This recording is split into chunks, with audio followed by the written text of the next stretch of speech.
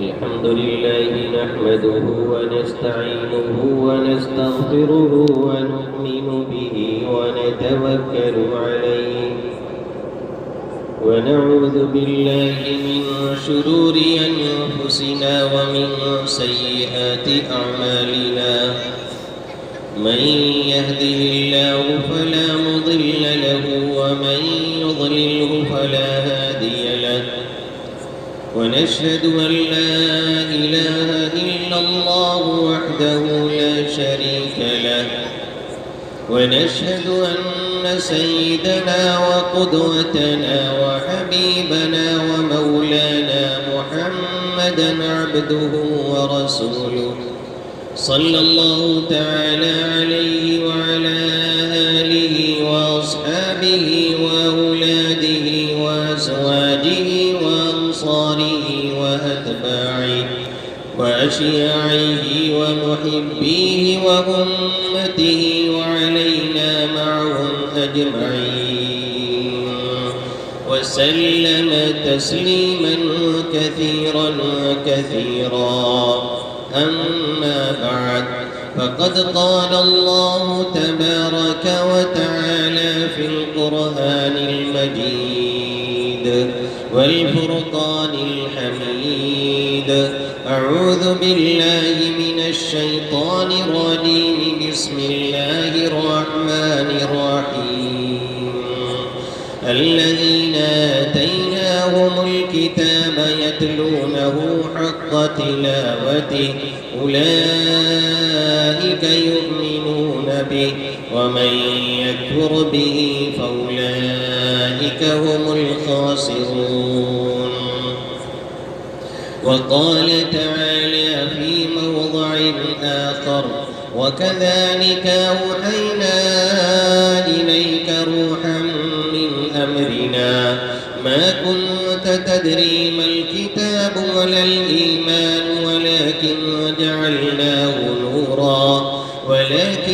جعلناه نورا نهدي به من نشاء من عبادنا وإنك لتهدي إلى صراط مستقيم صراط الله الذي له ما في السماوات وما في الأرض ألا إلى الله تصير الأمور. وعن عبد الله بن عباس رضي الله تعالى عنهما قال: قال النبي صلى الله تعالى عليه وسلم: إن الذي ليس في جوفه شيء من القرآن كالبيت الخرب.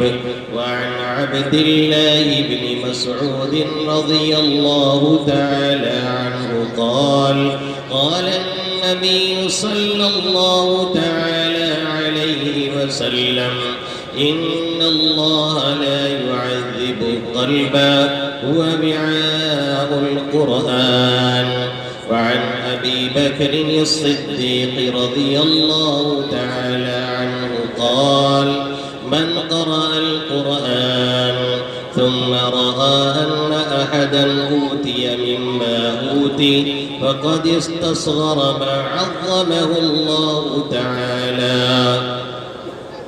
أو كما قال سيدنا وهادينا محمد صلى الله تعالى عليه وسلم. मेरे मोहतरम बुजुर्गों और दोस्तों, मेरे गयूर नौजवान साथियों और जिन माओ और बहनों तक मेरी आवाज़ पहुंच रही है, मेरी मुक़द्दस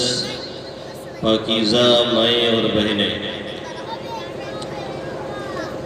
इस वक़्त मैंने आप हज़रात के सामने कुरान मुक़द्दस की दो आयत-ए करीमा तिलावत की और अल्लाह के हबीब सल्लल्लाहु अलैहि वसल्लम की दो हदीस शरीफ पढ़ी और ابو بکر صدیق رضی اللہ تعالی عنہ سے منقول میں نے ان کا ایک اثر پڑھا ہے۔ انہی آیتوں کا اور انہی احادیث کا اور اسی اثر کا ترجمہ کر کے میں انشاءاللہ العزیز اپنی بات کو مکمل کر دوں گا۔ ہم اور آپ حضرات جانتے ہیں کہ یہ قرآن مقدس اللہ کے حبیب صلی اللہ علیہ وسلم کا ایسا معجزہ ہے جو قیامت تک باقی رہنے والا ہے۔ ایسا معجزہ ہے جس نے ہمیشہ تمام کے تمام باطل طاقتوں اور قوتوں کو عاجز کر کے رکھ دیا ہے۔ حضرت ابو سعید خدری رضی اللہ تعالی عنہ کی ایک روایت ہے، علامہ سیوطی علیہ الرحمہ نے اپنی کتاب خصائص کبریٰ میں نقل کیا ہے کہ انہوں نے ایک مرتبہ اللہ کے حبیب صلی اللہ علیہ وسلم سے یہ سوال کیا کہ اے اللہ کے حبیب صلی اللہ علیہ وسلم،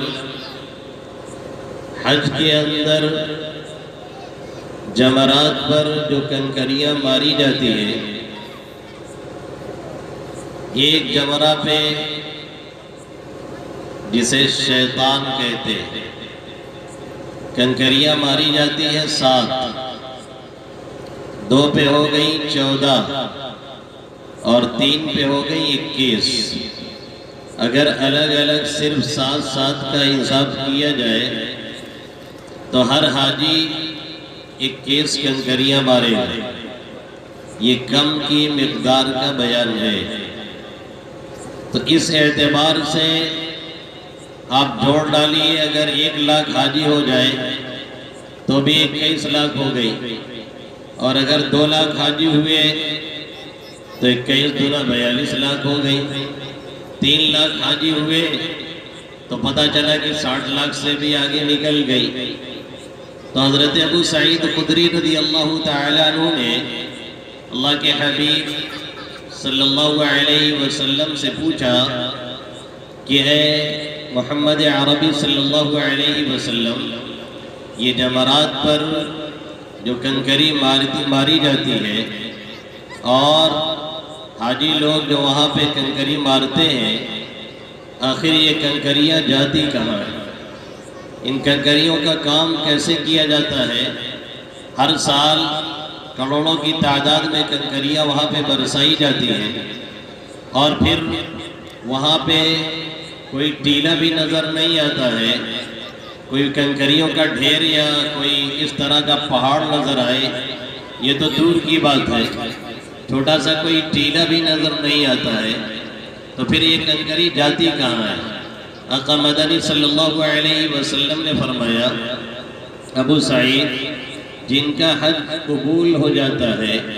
جن کا حج قبول کر لیا جاتا ہے، ان کی کنکریاں فرشتے لے کر کے چلے جاتے ہیں، اور کچھ ایسے ہوتے ہیں کہ انہی نیک لوگوں کے طفیل میں ان کی بھی کنکریاں اٹھا لی جاتی ہیں اور ان کا بھی کام بن جاتا ہے۔ جیسا کہ سعدی علی الرحمہ اپنی کتاب بوسطہ کے اندر کہتے ہیں کہ شنیدم کی در روز امید و بین بدارا بنے کا ببخشت کریم، میں نے سنا ہے کہ امید اور خوف کے دن میں، یعنی کل قیامت میں، نہ معلوم کتنا برے لوگوں کو نیکوں کے طفیل اللہ بخش دے گا، کتنے نیک لوگوں کی وجہ سے بروں کا کام بن جائے گا، اس لیے وہ چھوڑ دیے جائیں گے، اس لیے وہ معاف کر دیے جائیں گے، اس لیے انہیں درگزر کر دیا جائے گا،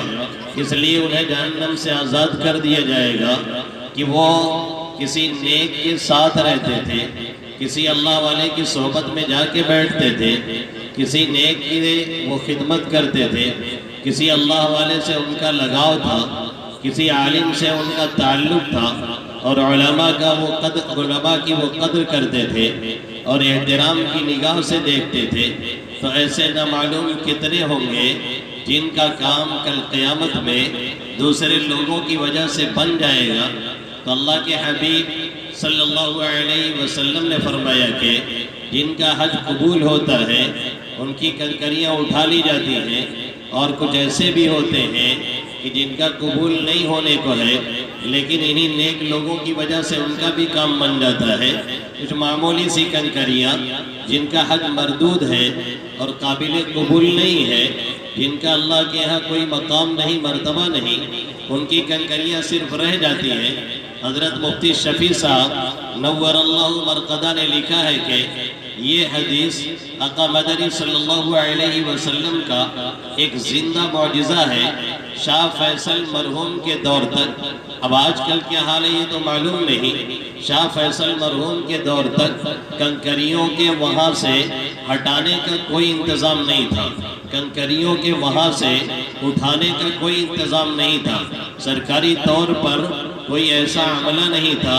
جو کنکریوں کو وہاں سے ہٹاتا، لیکن کبھی بھی جانے والا وہاں پہ کنکری کا کوئی ٹیلا بھی نہیں پاتا ہے، پہاڑ اور پہاڑی تو دور کی بات ہے۔ اور اگر یہ حدیث صحیح نہ ہوتی، آقا مدنی صلی اللہ علیہ وسلم کا یہ کھلا ہوا معجزہ نہ ہوتا، تو آج 1400 سال نہیں، اس سے پہلے سے وہاں پہ کنکریاں ماری جاتی ہیں تو ایک ٹیلا نہیں، نہ معلوم کتنا بڑا پہاڑ بن گیا ہوتا، اور جمرات اسی میں سب چھپ چکے ہوتے اور ڈھک چکے ہوتے، لیکن وہاں پہ کنکری کا کوئی نام و نشان نہیں ملتا ہے۔ بلکہ کنکری تو مارنے کے بعد اب بنایا جو سسٹم گیا ہے، موٹی دیواروں سے گھیر دیا گیا ہے، اس پر اسپنچ لگا ہوا ہے تاکہ اگر باہر سے بھیڑ کا دباؤ بھی پڑے تو اس دیوار سے دبنے والے کو زیادہ چوٹ نہ آئے اور کوئی پریشانی نہ ہو، جیسا کہ اکثر حادثات وہیں پہ پہلے ہوتے تھے۔ اب سسٹم چینج کیا گیا ہے تو اس میں جھانک کر کے اندر دیکھیے تو نظر آتا ہے کہ معمولی سی کنکریاں پڑی ہوئی ہیں، نہ معلوم کتنے لوگ مار کر کے جا رہے ہوتے ہیں۔ کم سے کم جتنی مرتبہ میں گیا اتنی مرتبہ میں ایک مرتبہ نہیں دیکھا کہ وہاں سے کنکری کوئی ہٹا رہا ہے، کوئی اٹھا رہا ہے، کوئی اس طرح کا انتظام ہے، لیکن کوئی خاص کنکری اس کے اندر نظر نہیں آتی ہے۔ ایسا محسوس ہوتا ہے کہ میرے نبی محترم محمد عربی صلی اللہ علیہ وسلم نے جو فرمایا تھا، اور علامہ سیوطی علیہ رحمہ نے قصائص کبریٰ میں ابو سعید خدری رضی اللہ تعالیٰ عنہ کے واسطے سے جو یہ حدیث نقل کی ہے کہ جن کا حج قبول ہوتا ہے ان کی کنکریاں اٹھا لی جاتی ہیں، اور جن کا نہیں ہوتا ہے انہی کی بس باقی رہتی ہیں۔ یہ حدیث وہاں کھلی آنکھوں دیکھی جا سکتی ہے۔ آقا مدنی صلی اللہ علیہ وسلم کا یہ فرمان ایک کھلا ہوا معجزہ ہے جو آج بھی دیکھنے والوں کو نظر آتا ہے۔ اور دوسرا معجزہ یہ قرآن مقدس ہے جو آج بھی برقرار ہے، کل بھی اسی شان سے تھا، آج بھی ہے،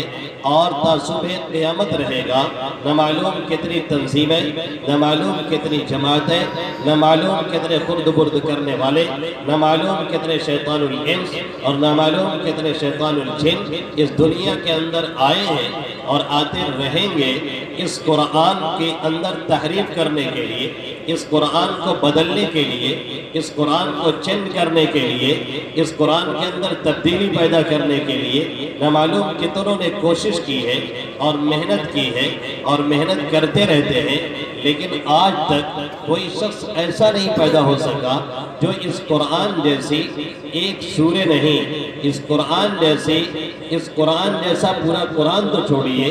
اس قرآن جیسی کوئی ایک سورہ تو چھوڑیے، ایک آیت بھی نہیں بنا کر کے لا سکا ہے جو کہ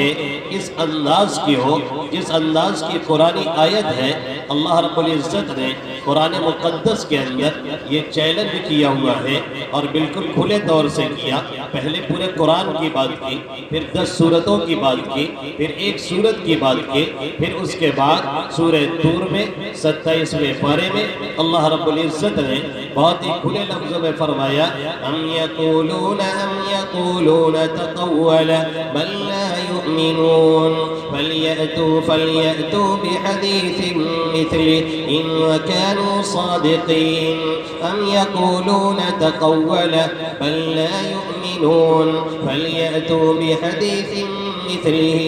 إن كانوا صادقين. کیا لوگ یہ کہتے ہیں کہ نعوذ باللہ محمد عربی صلی اللہ علیہ وسلم اسے گڑھ کے لاتے ہیں، اسے بنا کر کے لے کر کے آتے ہیں، کسی سے سیکھ کر کے لاتے ہیں، کسی عیسائی سے، کسی یہودی سے، فلاں کے ہاں جا کر کے آقا مدنی صلی اللہ علیہ وسلم اسے سیکھ کر کے لا کر کے اپنی طرف سے بنا کر کے پیش کرتے ہیں، اسے گڑھ کر کے پیش کرتے ہیں. ہم یقولون تقولا بل لا یؤمنون، بلکہ حقیقت یہ ہے کہ یہ ایمان نہیں لا رہے ہیں، یہ ماننے کے لیے تیار نہیں ہیں. اگر ان کا دعویٰ یہی ہے کہ نعوذ باللہ محمد عربی صلی اللہ علیہ وسلم نے اس قرآن کو گڑھا ہوا ہے، اس قرآن کو آقا صلی اللہ علیہ وسلم نے اپنی طرف سے بنایا ہوا ہے اور خود بنا کر کے لا رہے ہیں، اللہ نے نہیں نازل کیا ہے، اللہ نے نہیں اتارا ہے، یہ کلام الہی نہیں ہے، اللہ کی طرف سے نازل شدہ کتاب نہیں ہے، تو اللہ فرما رہا ہے فَلْيَأْتُوا بِحَدِيثٍ مِثْلِهِ إِن كَانُوا صَادِقِينَ. اگر یہ لوگ اپنے دعویٰ میں سچے ہیں تو ایک جیسی کوئی ایک آیت لے کر کے آئے، اس جیسی کوئی ایک آیت بنا کر کے لے کر کے آئے جو الفاظ کے اتار اور چڑھاؤ میں، جو الفاظ کی بناوٹ میں، جو اپنے معنی کے اعتبار سے، جو اپنے مفہوم کے اعتبار سے، جو اپنی تفاسیر کے اعتبار سے اسی انداز کی ہو جیسے قرآن کی آیتیں ہیں. بنانے والوں نے کوشش کی، بنانے والوں نے محنت کی، بنانے والوں نے ایڑی چوٹی کا زور لگایا اور اس جیسی آیت پیش کرنے کے لیے نہ معلوم کتنی کوششیں کی گئی، لیکن جو کوئی بھی یہ آیت بنا کر کے لے کر کے آیا، پتہ چلا کہ آیت تو نہیں بنی لیکن سب نے اسی کی درگت بنا ڈالی اور سب نے اسی کا اتنا مذاق اڑایا کہ وہ بھی جو آیت بنا کر کے لے کر کے آیا تھا وہ پیچھے لے کر کے بھاگتا ہوا نظر آیا. ایک صاحب اس زمانے کے اندر ایک آیت بنا کر کے لے کر کے آئے اور کہنے لگے کہ ہم نے قرآن کا توڑ پیدا کر لیا ہے اور قرآن نے جو چیلنج کیا ہوا ہے کہ جیسی کوئی آیت کوئی بنا کر کے دکھائے تو پھر یہ مان لیا جائے کہ یہ کلام الہی نہیں ہے، پھر یہ مان لیا جائے کہ یہ قرآن اللہ کا کلام نہیں ہے، پھر یہ مان لیا جائے کہ اللہ نے اسے نازل نہیں کیا ہے، پھر یہ مان لیا جائے کہ محمد عربی صلی اللہ علیہ وسلم نے اسے اپنی طرف سے بنا کر کے پیش کیا ہے. تو ایک صاحب آیت بنا کر کے لائے اور آ کر کے انہوں نے پیش کیا، کہنے لگے کہ ہم نے آیت بنا لیا ہے. لوگوں نے کہا کیا بنایا ہے؟ انہوں نے کہا کہ یہ آیت ہم نے بنائی ہے الفیل والفیل وما ادراک ما الفیل خرطومہ طویل وذنبہ قصیر، کہ ہاتھی اور ہاتھی، الفیل والفیل، ان کی آیت دیکھیے قرآن کے مقابلے میں یہ آیت بن رہی ہے الفیل والفیل، ہاتھی اور ہاتھی. وما ادراک ما الفیل، آپ کو پتہ ہے ہاتھی کیا ہوتا ہے؟ خرطومہ طویل، اس کا سونڈ لمبا ہوتا ہے، وذنبہ قصیر، اور اس کی پوچھیاں چھوٹی ہوتی ہے. سب نے کہا یہ کوئی آیت ہے؟ یہ آیت نہیں، ایک تماشا بنائے ہوئے ہو. ارے تم کو پتہ نہیں ہے عربی میں لفظ ماں کے ذریعہ سے کس کا سوال کیا جاتا ہے، کس چیز کو پوچھا جاتا ہے؟ جس چیز کی کیفیت معلوم نہ ہو، جس چیز کی حقیقت معلوم نہ ہو، جس چیز کی کل اور حقیقت تک، گہرائی تک رسائی حاصل نہ کی جا سکتی ہو، وہاں پہ یہ لفظ استعمال کیا جاتا ہے. جیسے اللہ رب العزت نے قیامت کے تعلق سے، اس کی ہولناکیوں کے تعلق سے، اس کی خوفناکیوں کے تعلق سے اور اس دن کے تعلق سے سوال اٹھایا ہے کیونکہ کسی کو خبر نہیں، تو اللہ نے فرمایا القاریۃ ما القاریۃ وما ادراک ما القاریۃ القاریۃ ما القاریۃ وما ادراک ما القاریۃ. اسی طریقے سے اللہ رب العزت نے شب قدر کے بارے میں فرمایا انا أنزلناه في ليلة القدر وما أدراك ما ليلة القدر ليلة القدر خير من 1000 شهر. تو ماں کے ذریعے سے اس چیز کا سوال ہوتا ہے جس کی حقیقت کا کسی کو علم نہ ہو. اب ہاتھی کے بارے میں کون نہیں جانتا ہے؟ کون نہیں جانتا ہے کہ اس کا سونڈ لمبا ہوتا ہے؟ کون نہیں جانتا ہے کہ اس کی پونچھ چھوٹی ہوتی ہے؟ یہ آیت بنائے ہوئے ہو کہ تماشا کر کے لے کر کے آئے ہو، اس لیے آیت اپنی واپس لے کر کے چلے جاؤ. نتیجہ صفر ہی صفر ہے. قرآن کے مقابلے میں کوئی آیت نہیں بن سکتی ہے. یہ ایک چیلنج تھا، یہ ایک تحدی تھی جو اس زمانے کے لوگوں کو دیا گیا تھا، جو کہ اپنے آپ کو سب سے زیادہ زبان کا ماہر سمجھتے تھے، جو کہ اپنے آپ کو عرب کہا کرتے تھے، جس کا مطلب یہ ہے کہ ہمیں ہی صرف بولنا آتا ہے، ہمارے اندر ہی وہ صلاحیت ہے کہ ہم اپنے مافی ضمیر کی، ہم اپنے دل کی باتوں کو صحیح ڈھنگ سے اور صحیح طریقے سے لوگوں کے سامنے رکھ سکتے ہیں، لوگوں کے سامنے بیان کر سکتے ہیں. ان لوگوں کو یہ چیلنج کیا گیا تھا جو یہ سمجھ رہے تھے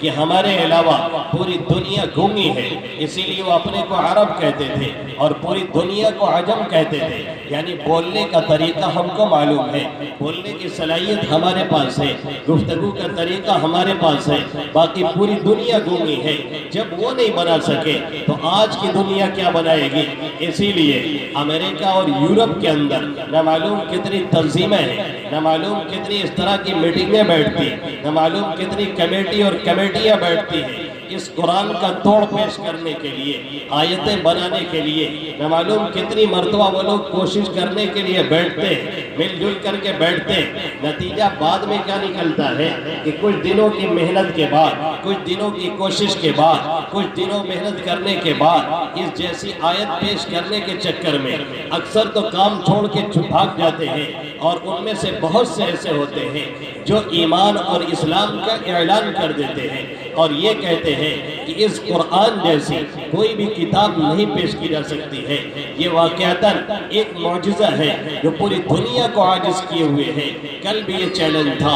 آج بھی ہے اور صبح قیامت تک رہے گا. قرآن اسی شان کا ہے، قرآن اسی حیثیت کا مالک ہے. وہ کلام الہی کل بھی تھا، وہ کلام الہی آج بھی ہے، وہ کلام الہی کل بھی رہے گا. جس شان کا وہ مالک تھا اور جو اس کی حیثیت تھی 1450 سال پہلے محمد عربی صلی اللہ علیہ وسلم کے زمانے میں جو اس کا مقام تھا، 1450 سال پہلے آقا مدنی صلی اللہ علیہ وسلم کے زمانے میں جو اس کی عظمت تھی 1450 سال پہلے، وہ آج بھی برقرار ہے. اس کی عظمت کیا ہے اسے جاننے کے لیے، اس کا مقام کیا ہے اسے سمجھنے کے لیے، اس کی حیثیت کیا ہے اسے پرکھنے کے لیے، اس کا مرتبہ کیا ہے اسے سمجھنے کے لیے ہمیں کہیں دور جانے کی ضرورت نہیں ہے. ہمیں اور آپ کو کہیں دور جانے کی ضرورت نہیں ہے. اللہ رب العزت نے خود اس کلام الہی کے اندر، اللہ رب العزت نے خود اس قرآن مقدس کے اندر اس کے مقام اور مرتبہ کو بہت ہی واضح لفظوں میں بیان فرمایا ہے. اللہ فرماتا ہے إنا عرضنا الأمانة على السماوات والأرض والجبال فأبين أن يحملنها وأشفقن منها وحملها الإنسان إنه كان ظلوما جهولا. إنا عرضنا الأمانة على السماوات والأرض والجبال فأبين أن يحملنها وأشفقن منها وحملها الإنسان إنه كان ظلوما جہولا. ہم نے اس بار امانت کو، ہم نے اس قرآن کی امانت کو، ہم نے جو احکام شرعیہ اس میں ہے اس کی امانت کو پہاڑوں کے سامنے پیش کیا، آسمانوں کے سامنے پیش کیا، ہم نے زمینوں پر پیش کیا. إِنَّا عَرَضْنَا الْأَمَانَةَ عَلَى السَّمَاوَاتِ وَالْأَرْضِ وَالْجِبَالِ. ہم نے پہاڑوں پر اسے پیش کیا، ہم نے اسے زمینوں پر پیش کیا، ہم نے اسے آسمانوں پر پیش کیا. کوئی تو آئے جو اسے اٹھائے، کوئی تو آئے جو اسے اپنے اندر سموئے، کوئی تو آئے جو اسے لے کر کے جائے، کوئی تو آئے جو اس بار امانت کو لینے کے لیے تیار ہو. فَأَبَيْنَ أَن يَحْمِلْنَهَا. ہر ایک نے اسے قبول کرنے سے انکار کیا. وَحَمَلَهَا الْإِنسَانُ. اسے انسان ناتواں نے، اسے انسان ناداں نے اٹھایا. جس امانت کو آسمان نہیں اٹھا سکا، جس امانت کو زمین نہیں سہار سکی، جس امانت کو پہاڑ بھی نہیں اٹھا دکھا سکے اسے اللہ رب العزت نے انسانوں کے حوالے کیا، ہمارے اور آپ کے حوالے کیا محمد عربی صلی اللہ علیہ وسلم کے واسطے سے۔ اور اسی کی عظمت کو، اسی کی حیثیت کو اللہ رب العزت نے 28ویں پارے میں اس انداز سے بیان فرمایا، لو انزلنا هذا القرآن على جبل لرأيته خاشعا متصدعا من خشية الله وتلك الأمثال نضربها للناس لعلهم يتفكرون۔ اللہ فرماتا ہے اگر ہم اس قرآن مقدس کو لو انزلنا